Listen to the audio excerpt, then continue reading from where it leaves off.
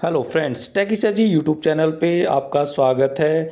बच्चों, 9th और 11th के मिड टर्म के एग्ज़ाम्स आ गए हैं और 20 तारीख से वो शुरू हो जाएंगे। 15 अप्रैल तक वो रहेंगे। तो इसके ऊपर मैंने वीडियो कल बनाई थी, आपने उसको देखा होगा। लेकिन यहाँ पर काफ़ी इम्पोर्टेंट न्यूज़ आपके लिए है। ये वीडियो 11th और 9th के स्टूडेंट के लिए है, तो आप सभी इसको देखें। साथ ही अगर आपसे संबंधित नहीं है तो अपने साथियों को ज़रूर शेयर कर दें। चैनल पे नए हैं तो ज़रूर इसको सब्सक्राइब करें। तो ये उन लाखों बच्चों के लिए काफ़ी बेनिफिशियल रहेगी जो 9th और 11th में पढ़ रहे हैं। तो कोरोना की वजह से आपको पता है कि स्कूल्स ऐसे ही लगे हैं और काफ़ी कम समय मिला। तो उनकी प्रमोशन पॉलिसी कैसे वो पास होंगे, 2020 की जो 20 और 21 की है पॉलिसी, उसमें उसको हम कैसे देखेंगे। तो ये सारी की सारी इस वीडियो में आपको मैं बताऊंगा। पूरा का पूरा अंत तक देखें और सही तरह से समझ लें, ताकि 9th और 11th के बच्चे समझ जाएं कि वो कैसे पास होंगे। तो ये वन टाइम मेजरमेंट लिया गया है। आपको पता था कि कभी भी पहले जब भी बच्चे पास होते थे तो उनको मिनिमम 25% अपने जो थ्योरी के सब्जेक्ट्स हैं वहाँ पर उनको एनुअल एग्ज़ाम में लेने ही होते थे, यानी कि 60 में से 25% वहाँ पर लेने होते थे। तो ये जो एप्लीकेबल होगा इस साल वो नहीं एप्लीकेबल होगा 20 और 21 में। तो उसके बदले में क्या पॉलिसी ली जाएगी वो मैं आपको बता दूंगा। इसी तरह की पॉलिसी लास्ट ईयर भी अपनाई गई थी। तो यहाँ पर असेसमेंट और प्रैक्टिकल के जो भी मार्क्स हैं उन दोनों को मिलाकर के यहाँ पर पास होना पड़ेगा, यानी कि 33%, यानी कि 100 में से 33% जो मार्क्स हैं वो आपके असेसमेंट, प्रैक्टिकल और थ्योरी दोनों के मिलाकर होंगे। मतलब जो टीचर्स देंगे आपको असेस्ट करके वो, और आपके फाइनल एग्ज़ाम और मिड टर्म के एग्ज़ाम्स को मिला करके वो 33% होना चाहिए, तो वो आपका पास माना जाएगा। तो अब हम देख लेते हैं कि सब्जेक्ट्स कौन कौन से हैं। तो लैंग्वेजेस जो 9th के बच्चों के लिए 3 लैंग्वेजेस है, हिंदी, इंग्लिश, संस्कृत।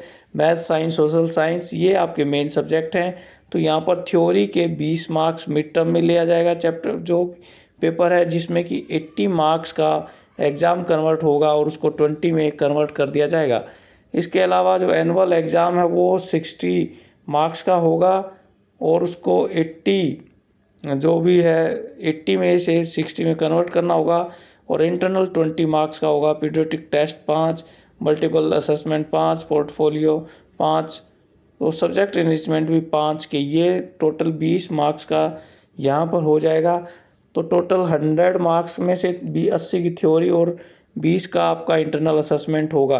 तो अब जो 100 के जो मार्क्स हैं हमारे दोनों थ्योरी और इंटरनल असेसमेंट, इन दोनों को मिलाकर के बच्चे के 33% मार्क्स होने चाहिए। मतलब उसको 100 में से 33 नंबर उसको लेने ही आवश्यक है, तभी उसको आगे अगली क्लास में पास किया जाएगा।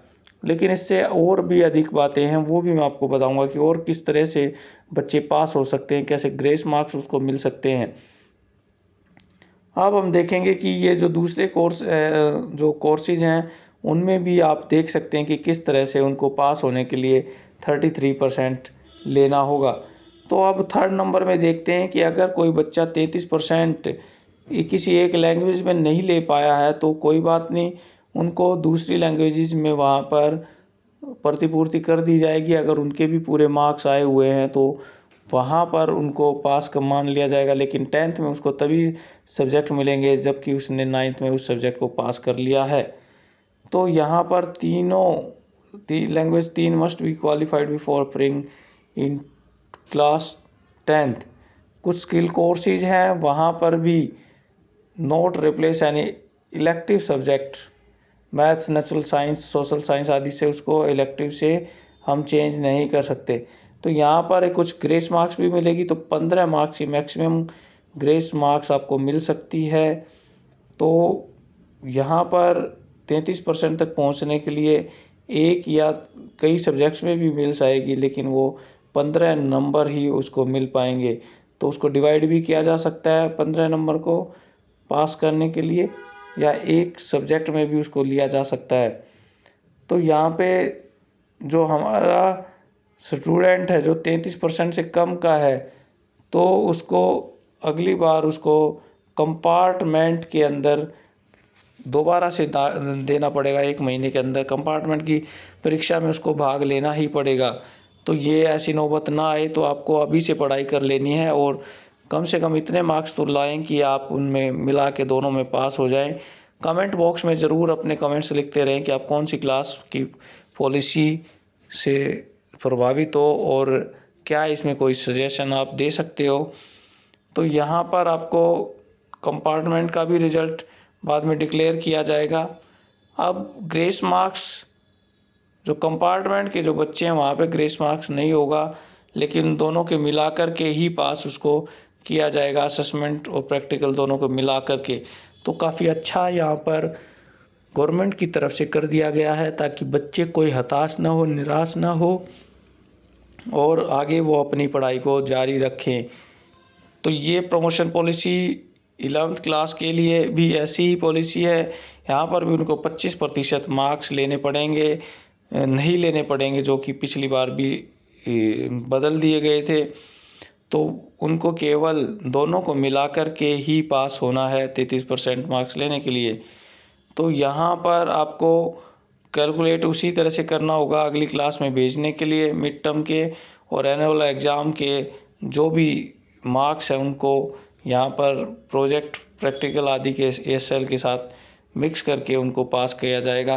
तो जितने भी प्रैक्टिकल सब्जेक्ट्स हैं जो कि आपकी ये दिए गए हैं, आपके उस हिसाब से उनको किया जाएगा। जैसे थ्योरी में 70 है, थ्योरी में 30 है, तो प्रैक्टिकल में 30, प्रैक्टिकल में 70, प्रैक्टिकल 40, प्रैक्टिकल 50। तो यहाँ पर ऐसे सब्जेक्ट्स के लिए भी उनको दोनों को मिलाकर ही पास करना पड़ेगा। तो कई सारे सब्जेक्ट्स में जो थ्योरी है वो 80% वेटेज लिए हुए है और प्रैक्टिकल 20% वेटेज है, तो उन दोनों के मिलाकर के उनको पास किया जाएगा। तो मैक्सिमम यहाँ पे भी 15 नंबर की वेटेज दी जा सकती है ग्रेस की। और इन चीज़ों को भी अगर कोई बच्चा एक से अधिक सब्जेक्ट में भी फेल हो जाता है तो भी उसका कंपार्टमेंट होगा, मतलब कोई बच्चा फेल नहीं होने दिया जाएगा और कंपार्टमेंट उसका आ जाएगा। तो वहाँ पर कोशिश करके बच्चे पढ़ लेते हैं। तो यहाँ प्रोजेक्ट और ASL वगैरह को मिला कर के ही और जो हमारी थ्योरी का पेपर है उनको मिला कर के ही पास होना है।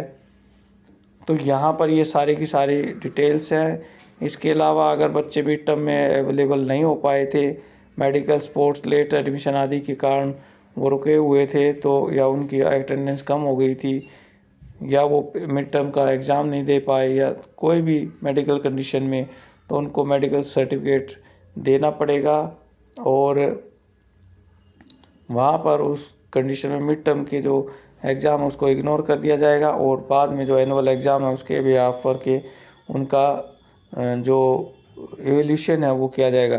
तो ये सारी की सारी जो गवर्नमेंट के द्वारा जो SOPs दी गई है उसके अकॉर्डिंग ये सारे गाइडलाइंस फॉलो करनी है। तो साथियों ये थी, मैंने बताई आपको पूरी की पूरी प्रमोशन पॉलिसी 2020-21 की, जो कि 9th और 11th क्लास के बच्चों के लिए थी। आपको वीडियो कैसी लगी कमेंट बॉक्स में ज़रूर बताएं और अपने सारे ग्रुप्स में इसको शेयर करें ताकि सभी बच्चों को ये पता चल जाए और जो एंजाइटी है, उनको डर है कि वो कभी फेल ना हो जाए, वो थोड़े दूर हो जाए। और क्या ये पॉलिसी कैसी है, सही है, गलत है और क्या सुधार करना चाहते हैं आप, अपने कमेंट्स ज़रूर करें। Thank you.